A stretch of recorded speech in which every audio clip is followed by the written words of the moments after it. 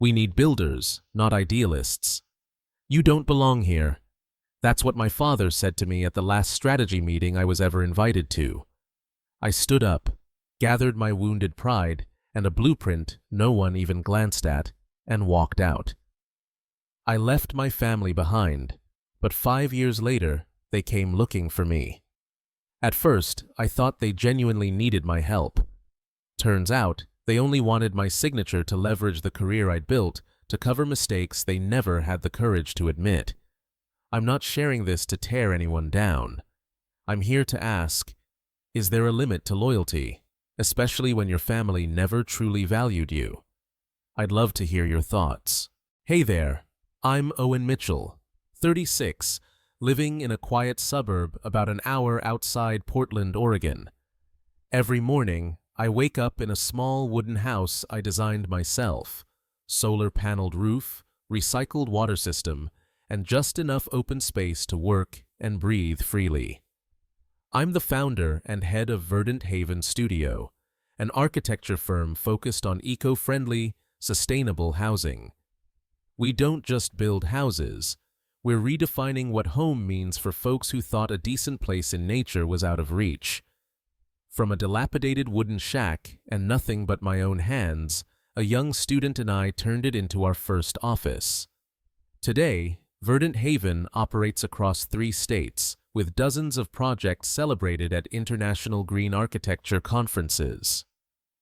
I once stood on a stage in Berlin, not because my house was the biggest, but because we created what the world's been missing: healthy homes that truly feel like home.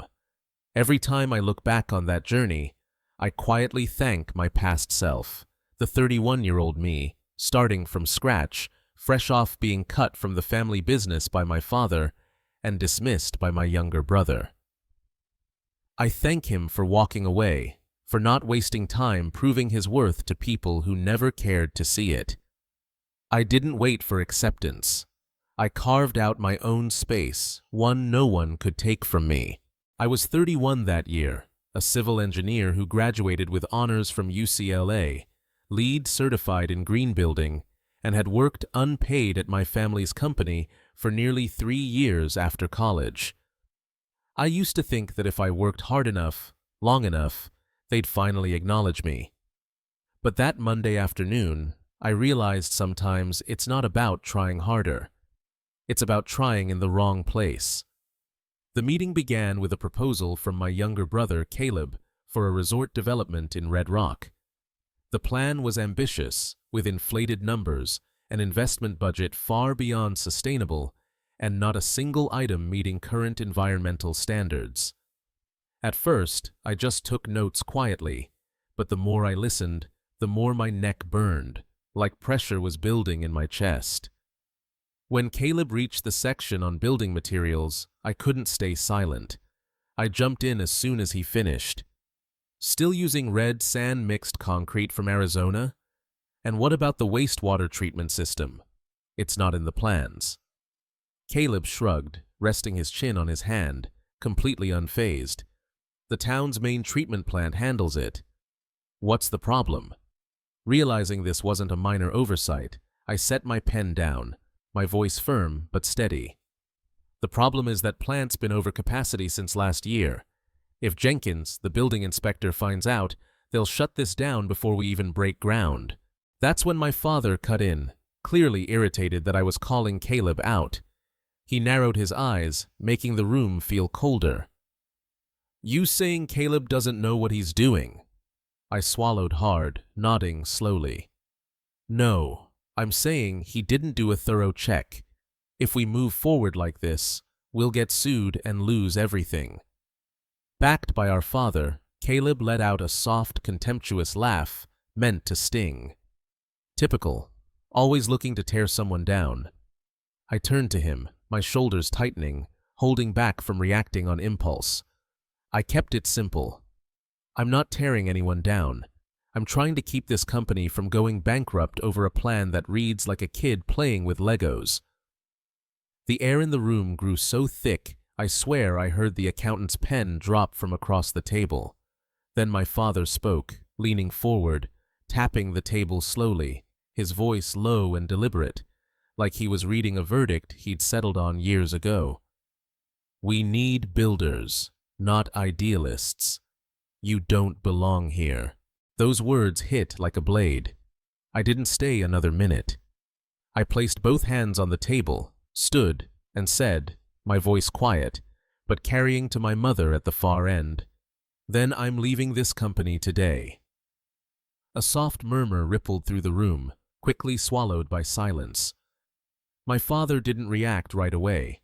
He leaned back, arms crossed, looking at me like I'd said something absurd. "Go ahead," he said, his tone calm but dripping with disdain. "But remember what I said. You'll regret this. You won't get a single dime from me. When I'm gone, this company, the assets, the land, it's all Caleb's." I stood frozen, not from shock, but from a quiet, burning anger. I took a deep breath through my nose and replied, each word measured. "You can't do that. I've worked here for over 3 years. He cut me off, his voice rising. "Who paid for your education, huh? Who gave you a place to live? Who bought the car you drive to work every day?" I let out a bitter laugh, unsure if it was for him or for myself, for still hoping he'd understand. "So, the price of being fed and educated is what? Agreeing with everything you say? Staying silent when something's wrong? Clapping for ideas that could bury this company?" He didn't answer. I shot a quick glance at Caleb, enough to signal I'd just dug my own grave. Minutes later, I left the meeting room and headed to my room. I needed to leave the house that day. By the time I walked in, the sun was setting, light filtering through dusty curtains, casting a golden hue over the pile of old documents I'd never organized. I stood in the room I'd lived in for years, my eyes sweeping across everything. Then I started packing. Only what mattered: a dress shirt, my sketch notebook, a few mechanical pencils, and the black-covered notebook I'd carried since college, holding every design I'd drawn for the company, the one thing my father never asked about. An hour later, I rolled my suitcase down the front steps and walked to my car with just under $20,000 in my account, savings from small freelance gigs and a quiet bonus from a subcontracted deal I'd never mentioned to the family. Just like my father said, I didn't get a dime from him. But as my wheels crossed the gate, I knew one thing for sure. I had to live a life where I didn't need anyone's permission. I drove without a destination, no idea where I was going, just knowing I had to get far away. Memories surged like waves, each one tightening my chest. Even as a kid, I knew Caleb was the one they pinned their hopes on. My mom used to say it was because he was outgoing, energetic, a natural with adults. But I knew the real reason. It started one night when I was 17. My father came home from dinner with Mr. Harper, an old friend in construction, his voice lit with excitement. "Caleb's got leadership potential," he said. "Might even run the whole company someday." From that day, everything changed. My parents saw Caleb differently, and I became his shadow. When Caleb was 23, fresh out of college and working at the family company, he lost a contract by sending the wrong quote. The client went with a competitor, costing nearly $50,000. My father shrugged, patted his shoulder, and said, "It's okay. You learn from mistakes. Keep going, son." At 25, Caleb was 3 weeks late on a project because he assigned the wrong crew. The client threatened to sue. I stepped in, fixed the paperwork, renegotiated every clause. My father never looked at me. He turned to Caleb and said, "Be more careful next time, but I'm proud you took on something big." When the project was saved, they threw a celebration in the conference room. My father raised his glass, laughing as he boasted to shareholders and staff, "Caleb takes after me. The kid's got real business instincts." I stood in the corner, holding a glass of water, staring at the project plan I'd stayed up 3 nights to finalize. No one mentioned me. No one asked who redid the financials. No one remembered the older brother in the background, doing the work no one else wanted. I wasn't jealous of Caleb, but being erased from your own family's story, that's a pain that doesn't fade. 2 days after leaving, I stopped in a small town on the edge of Oregon. No skyscrapers, no big offices, just leaf-covered roads, a few wooden shops, and a single gas station a few miles out. I had no plan, just a need to start over. When I saw a small wooden shed behind an old house, I pulled over. The owner, Walt, was a retired carpenter who built desks and chairs for local schools. He didn't ask where I came from or what I planned. When I asked to rent the shed, he just said, "Go ahead. That place could use someone to breathe life into it." I nodded, rolled up my sleeves, and got to work. The shed was rotting, leaky roof, uneven floors, crumbling beams. But to me, it was enough. I cleaned it out, rewired the power, built a desk from reclaimed wood, added a bookshelf, and hung a whiteboard. No sign outside, no clients yet, but it was the first place where I could draw freely. I started over with my own hands in a town that didn't know me, but gave me peace. Nothing was guaranteed, but I believed if you build something with heart, people will find you. The early days were grueling. I did everything alone, tearing out rotted beams, patching the roof, rewiring outlets. No staff, no team, just a laptop, a few sketches, and a flicker of faith I clung to each night. By day, I studied eco-friendly materials. By night, I built test models on outdated software with basic tools I'd once been told were unprofessional. I wasn't dreaming of big clients or lofty goals. I just wanted to design homes that were simple, sustainable, affordable, and open to anyone. I started a blog sharing sketches, ideas, and the process of restoring that shed. I didn't think anyone would read it, but a week later, I got an email from a final-year architecture student asking to intern with me. He wrote, "I've never seen designs that feel this close to nature and this human." I read that line 3 times, not because I was surprised, but because after all those years, someone understood what I was trying to do. That's how Verdant Haven Studio began, from an old shed, a retired carpenter, a young student, and a 31-year-old man holding on to a belief everyone else laughed at. I didn't name it Verdant Haven for marketing or to chase the go green trend. The name captured what I wanted to build, a home, small, solid, livable. It didn't need to be flashy or expensive, just enough for a person or family to have shelter from the rain, sunlight in the morning, and a place to breathe easy at night. Verdant came to mind while fixing Walt's shed. After wiping the dust, patching the walls, and standing in that empty room, I felt, for the first time in years, like I didn't have to be on guard. Haven, because it was a sanctuary, a place to create with nature, not against it. Verdant Haven is for those who felt left out, a place to begin again. Verdant Haven didn't take off overnight. It grew slowly, like a tree pushing through dry soil, bit by bit, with deep roots. My first clients, Mr. and Mrs. Larson, a couple in their early 50s, found me through my blog, carrying a hand-drawn sketch of their dream home from 1988 and a simple request. We don't need a mansion, just a place where sunlight reaches the kitchen and the wind doesn't slip through the doors. I took the job, designed the house, chose materials, and pulled in a local crew.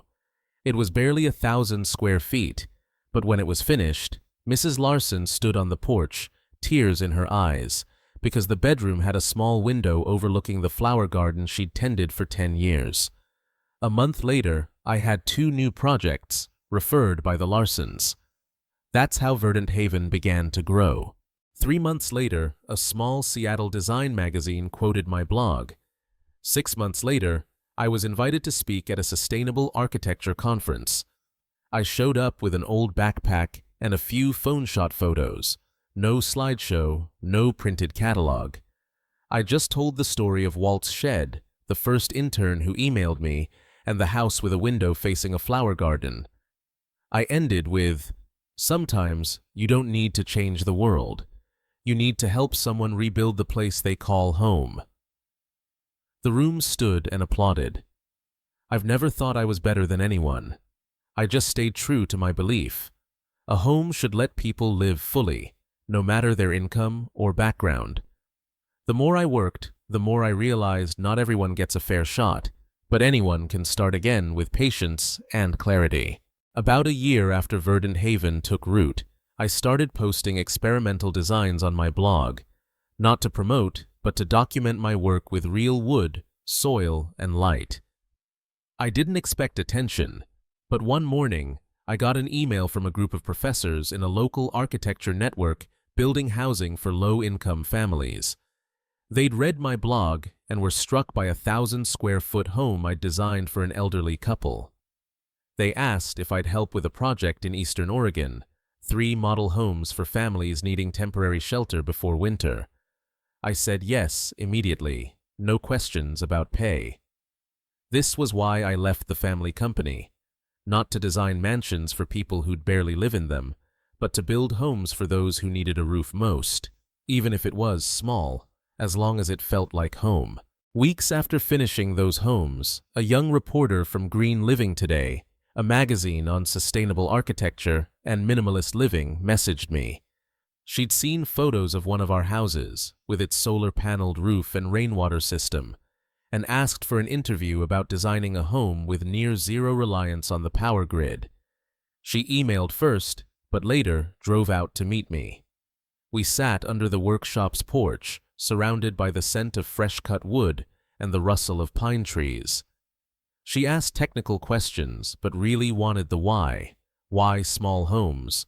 Why not scale up? Why obsess over every detail, like I was building for myself? We talked for nearly 2 hours, no recorder, no crew, just 2 people sharing a story. A week later, her article, "The Zero Energy Home and the Man Behind It," appeared on Green Living Today's homepage. For the first time, someone called me an architect, not the guy who drafts plans or handles paperwork, but someone with vision, who understands people, who turns empty land into a true home. The article spread further than I expected.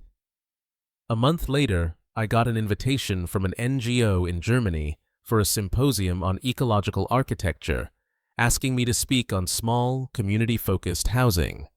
I hesitated, but typed, "I'd be honored." 3 years after leaving my family, Verdant Haven found its rhythm. I kept it small on purpose, but the projects grew in number, quality, and meaning, coming from people who valued our mission. Then, one day, a community development representative from British Columbia, Canada, called. They'd followed Verdant Haven's work for nearly a year and wanted me as lead designer for an eco-housing cluster. 42 timber homes for middle-income families across the province's northern hills, valued at over $3 million. After hanging up, I sat, hands on my keyboard, unable to type. Not from shock, but because everything I'd been mocked for, simple, small, low-cost, nature-connected, was now why they chose me.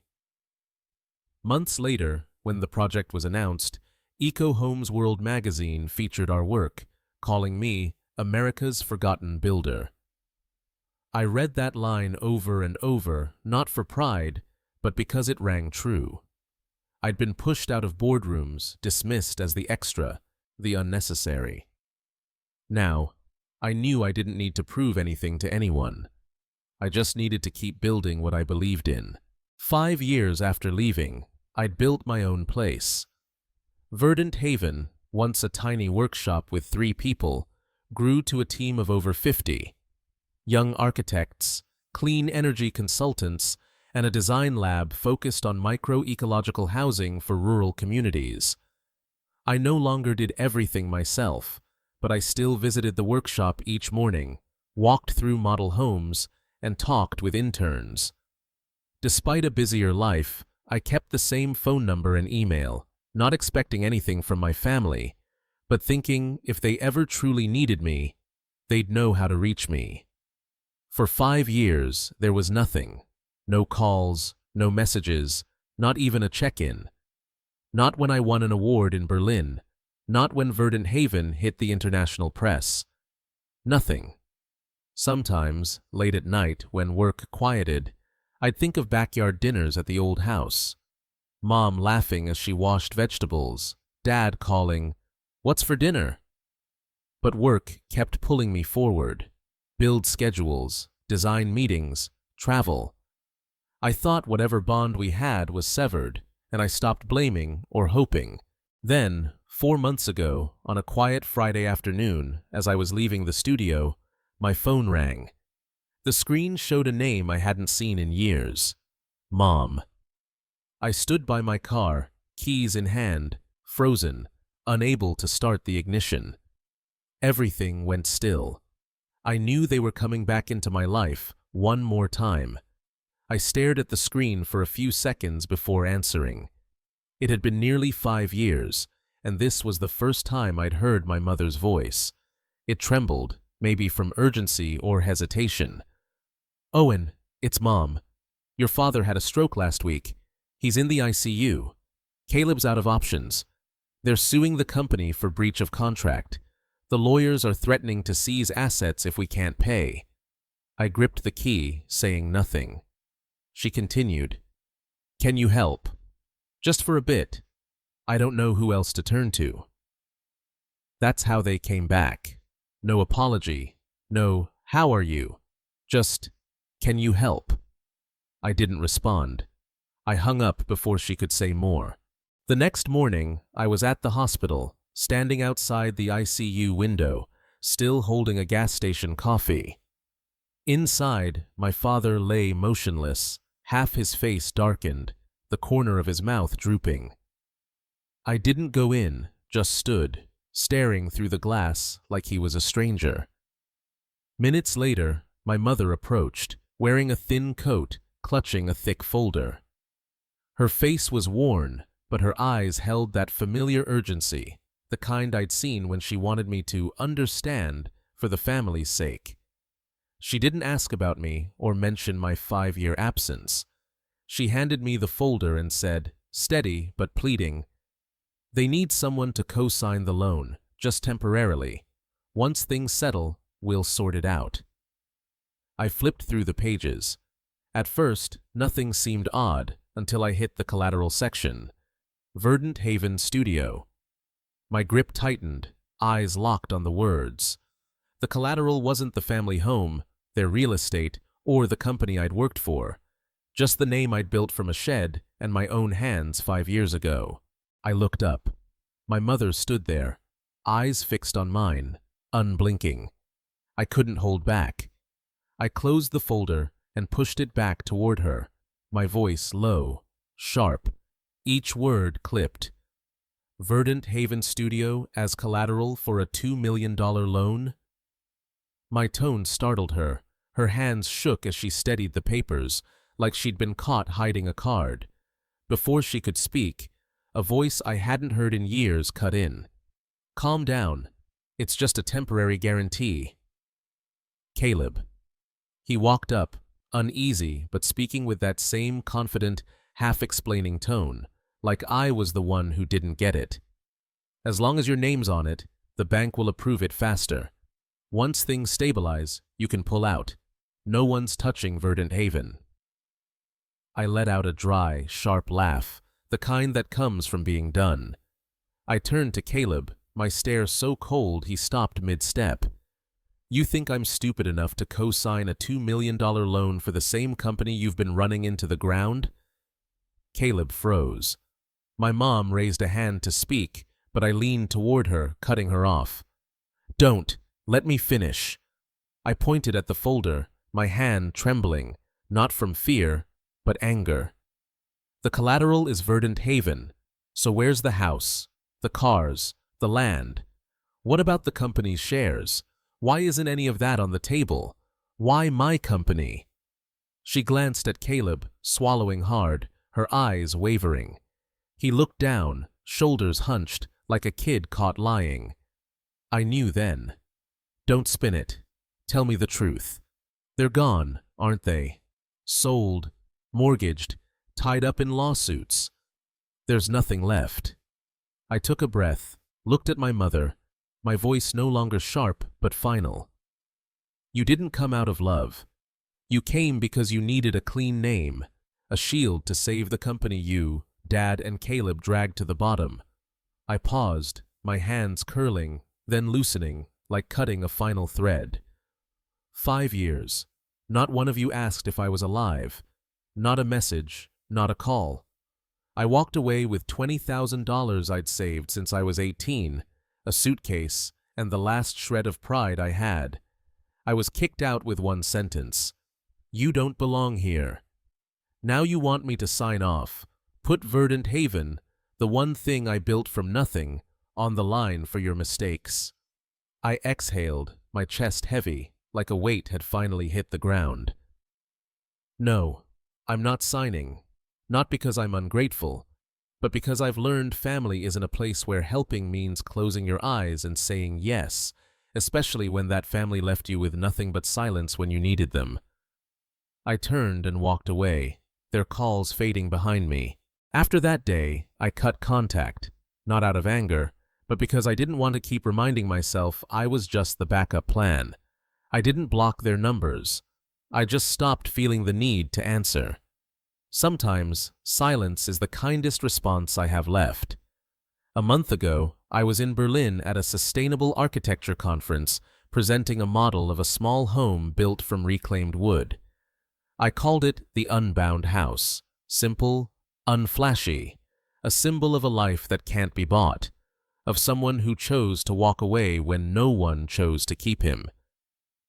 When the exhibit ended, a journalist asked, "Do you regret not going back to save your family?" I looked him in the eye, not angry, just faintly amused. I tried to stay. They let me go first. I just chose to hold on to myself. I stepped off the stage, carrying nothing but peace. I'm now settled in a small house in the woods, not far from the office but far enough to breathe. I still draw, teach students, and take on projects for people who need them. Not for the name, but because they need a home. Verdant Haven remains my foundation. No conditions, no outside control. I know if I let someone else decide again, I might lose myself. If you've ever been where I was, put last, treated as the spare, only called back when your family needed something. I'm not here to tell you what to choose. Just remember, pride won't feed you, but it'll keep you standing. Before I wrap up, I want to ask you, the one listening, was I wrong to say no when my family needed me most? Drop your thoughts below. I genuinely want to know. If this story hit home, consider liking, subscribing, or sharing it with someone who might need it. Thanks for listening. I'll catch you in the next story. Dear friends, we're thrilled to have you with us. Get ready for a whirlwind of emotions, unexpected twists, and gripping stories. New adventures drop every single day, packed with tension, mystery, and excitement. Don't forget to like, comment, share, and subscribe.